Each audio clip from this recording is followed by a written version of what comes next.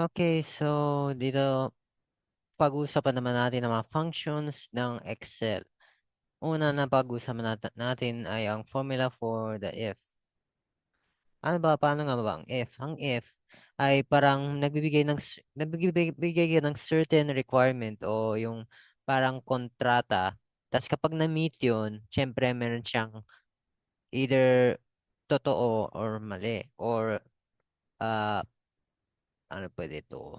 Basta parang ganun. There are two options. If na-meet, option 1 can be done. If hindi siya na-meet, option 2 will be done. Eh, kunwari, ito, grade.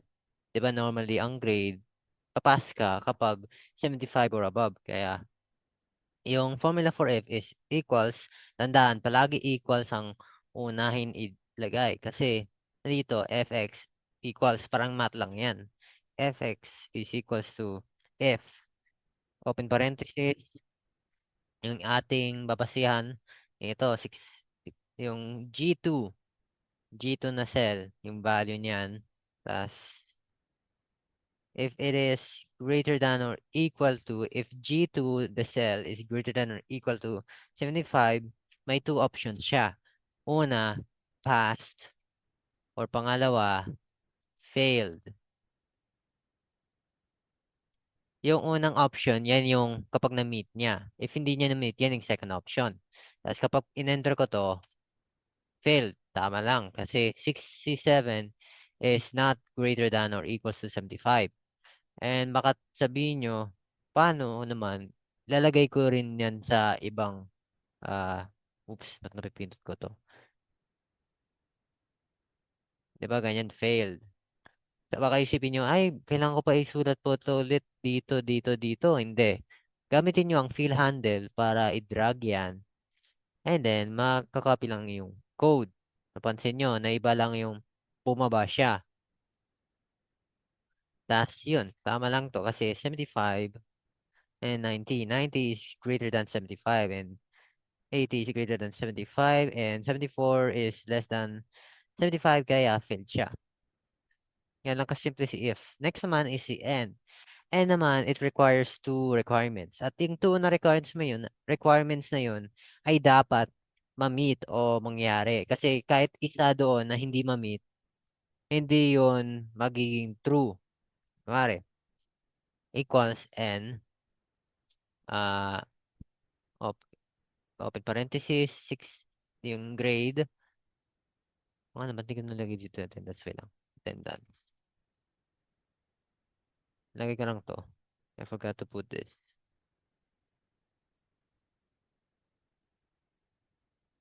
Okay. Balik tayo dito. Then, grade muna. Same lang, greater or equals to 75. Want natin na mataas sa 75 or katumbas ng 75. Next naman si attendance. Greater than or equals to 90. Tapos, yan, close parenthesis. Or if gusto nyo, pwede nyo rin ilagay ito. Ay, hindi, wait. Kasi more on numeric to. Kesa letters. Kasi nung tinry ni Ma'am Karen sa amin kanina, hindi nag-work sa words. More on siya talaga sa numbers. Kaya ganyan. Pero, you can of course place another. Kunwari, ranking ni Ashton.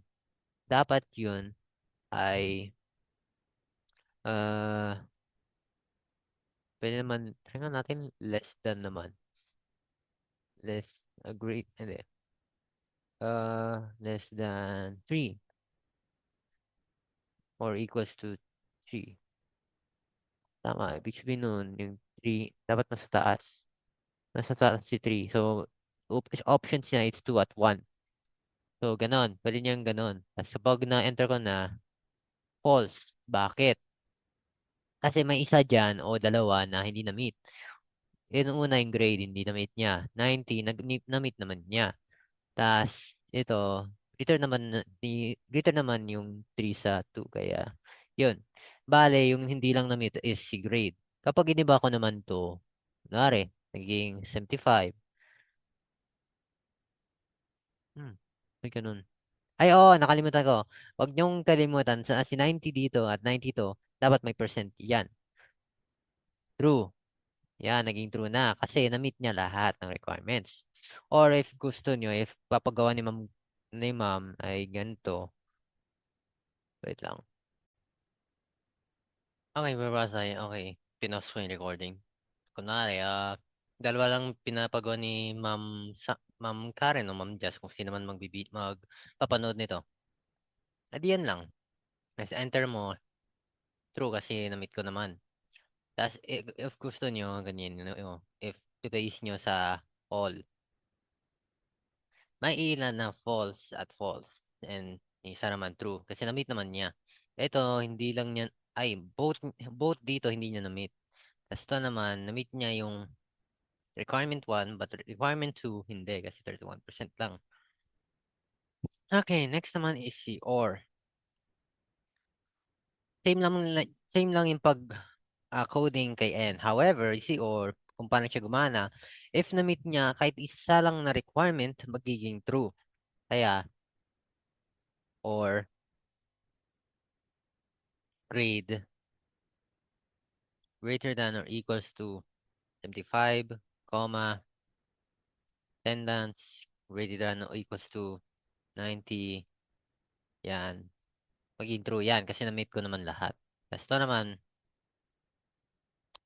magiging true ang tatlo kasi si Amparo, nagawa niya yung 90, which is one of the requirements for OR. Kaya magiging true. However, kay Zuniga, wala siya na-meet na requirement. Kaya, false lang. Oops, ba't nyo ba yung accident yan? And I think yun lang for if and in or. Next naman ay si VLOOKUP. Yung coding yun. Wait lang, alaline ko lang. VLOOKUP.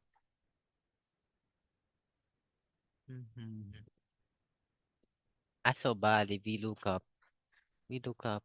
Testing ko lang. Lookup value of TikTok. Table arrangement is. So, oops, huwag mo isama yan. Ito lang. Oops, wait. Yan. Anong column? 1, 2, 2 column. Tapos range lookup false para exact. 6. So, bale, i-VLOOKUP,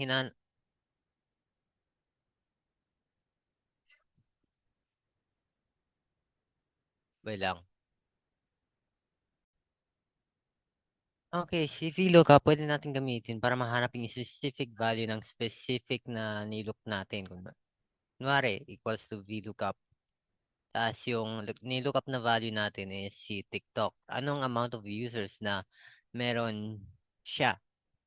Tapos table array, yung table. To table. Tapos yung column index number, anong column mahanap ang mga users dito? Column B, users. Kaya lagay natin 2 kasi 1, 2. And then if nilagay nyo naman dito, sa bandang dito, BC, column 2 pa rin yan. Hindi mo isasama yung mga ito yung nasa outside, yung table lang talaga. Next naman, range lookup. Yung, syempre, nalagay natin ay false. False kasi we want the exact number. And then once natin i-enter to, magpapakita si 56. Yan. Tapos, pwede nyo rin gawin is, i-ganyan nyo para mahanap kay Instagram and Messenger rin. 'Di ba?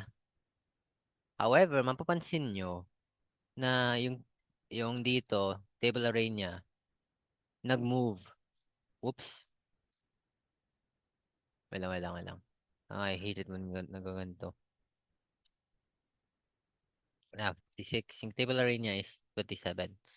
Tapos to, ay di, yung look, basta B7 tas A2.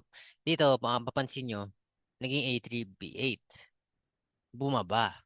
Gusto natin magtira sa ganyan pa rin. Ang gagawin natin is, ito, lalagyan natin ng $sign, tas to rin. Before yung letter, tas before ang number. Kaya, magi, pati rin dito. Pak, pak, tas enter. Tas ulitin nyo to. Yung ito. Yan. Ang difference ngayon is kapag tinignan nyo to, yung kanyang table array, parehas na sila. Ibig sabihin, hindi na yan bababa na potential na magkaiba. Another thing is, pwede nyo gawin is, kunwari kapag yung table array natin nasa isa pang sheet, kunwari nandito, gagawin mo, isa-type mo lang yung TikTok dito, tapos nawawala yung users niya. I, highlight mo pa rin yung table niya, tapos ta-type nyo, ano ba next ng VLOOKUP? Ta-type nyo rin yung column, which is same lang naman. Tapos of course, false para maharap yung exact value. Kaya magiging 56 pa rin yan. Nasa ibang sheet lang. And I think yun lang para sa lookup. Wait lang, testing natin. Diba? Wait lang, copy ko lang to. Tapos lagay ko dito. Ganyan. VLOOKUP. Yung lookup natin si TikTok. Tapos next naman, table array. Pindot nyo lang si sheet 2 sa sheet tab. And then, copy nyo to. Tapos next naman, balik ka kay sheet 1.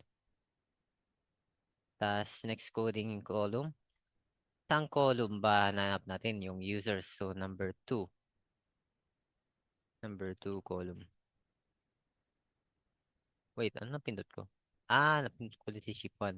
Number 2 column. Tapos range lookup false. 56. Parehas lang dito. Tandaan nyo, dapat nyo yung lagyan ng ito. Saan siya? To. Yung dollar sign before both letter and number. Tapos kapag nilagay nyo yan, 56 pa rin. Tapos, ah, fill handle nyo dito. Tapos, same lang table array, which will hindi maging potential na mag-iba. And I think yun ang para kay VLOOKUP. Next naman is si lookup talaga. Lookup is hinahanap mo, I think same lang naman kay VLOOKUP. The thing is, si VLOOKUP nakabash siya sa kung nasaan to, kung nasaan ang row to, tas hinanap niya dito sa column. Kailangan pa natin gawing table array, tas lalagay natin yung column. Dito naman is, kahit bigay mo lang yung both column. Kunwari, looking value. Hinanap natin yung TikTok. Tas, hinanap yung looking up vector. Kung looking up vector ay kung nasaan siyang column. Kaya pipindot mo yan, si A. Next up is result vector. Kunwari, hinanap ulit natin yung users. Pindot mo yung column B. Tapos, close parenthesis. Magiging, why is it 43? Oh, ito na naman siya. Dapat yan ay 50, di ba, TikTok? 56 dapat yan. Try ko kay Instagram. Kaya lang. Kanina pa may loko to. 86. 30. Facebook naman yan. Kaya lang. A2. Ay, napindot ko A. 34. Oh, tama lang. I don't know why, pero nagloloko yung aking Microsoft Excel for no fucking reason. 43, that's not even close. Hindi nyo, kasi kapag tinry nyo naman to, hindi yan gagana. Oh, oops, nalagyan ko.